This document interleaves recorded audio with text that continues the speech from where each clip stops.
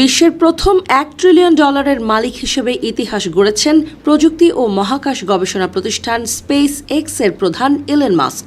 প্রতিষ্ঠানটির ইতিহাস গড়া সর্ববৃহৎ পাবলিক অফারিংয়ের পর মাস্কের মোট ব্যক্তিগত সম্পদ $1 ট্রিলিয়ন ঐতিহাসিক মাইলফলক স্পর্শ করেছে।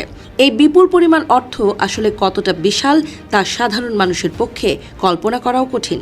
বর্তমানে বিশ্বের জনসংখ্যা প্রায় 820 কোটি, অর্থাৎ একজন ব্যক্তির একক সম্পদ দিয়ে পুরো পৃথিবীর প্রতিটি মানুষের পকেটে এক ধাক্কায় মোটা অঙ্কের টাকা গুঁজে দেওয়া সম্ভব।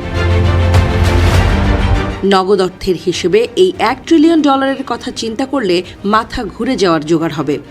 এই পরিমাণ $1 নগদ নোট যদি একটার পর একটা পরপর সাজানো হয়, তবে সেই লাইনটির দৈর্ঘ্য প্রায় 15 কোটি 60 লাখ কিলোমিটার বা 9 কোটি 70 লাখ মাইল ছাড়িয়ে যাবে। এই দূরত্ব পৃথিবী থেকে সূর্যের গড় দূরত্বের চেয়েও বেশি।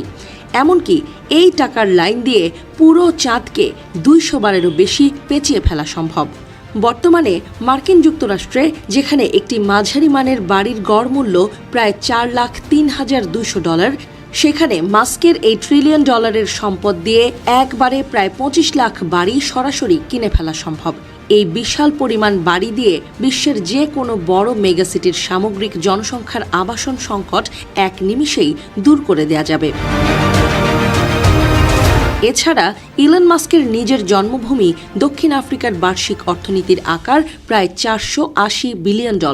সেখানে মাস্কের নিজের ব্যক্তিগত সম্পদ তার দেশের সামগ্রিক অর্থনীতির চেয়েও দ্বিগুণেরও বেশি।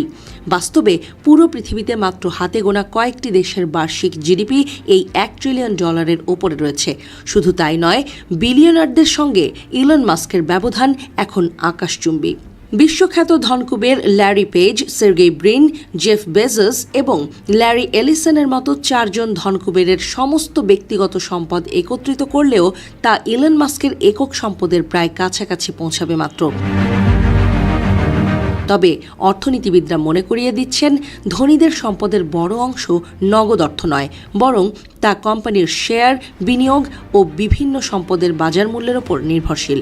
ফলে ঘোষিত সম্পদ এবং বাস্তবে ব্যবহারযোগ্য অর্থের মধ্যে বড় পার্থক্য থাকে। ইলন মাস্কের এই বিপুল সম্পদ বিশ্ব অর্থনীতিতে ব্যক্তিগত সম্পদের ক্রমবর্ধমান কেন্দ্রীভবন এবং প্রযুক্তি খাতের প্রভাব বৃদ্ধির একটি গুরুত্বপূর্ণ উদাহরণ হিসেবে দেখা হচ্ছে।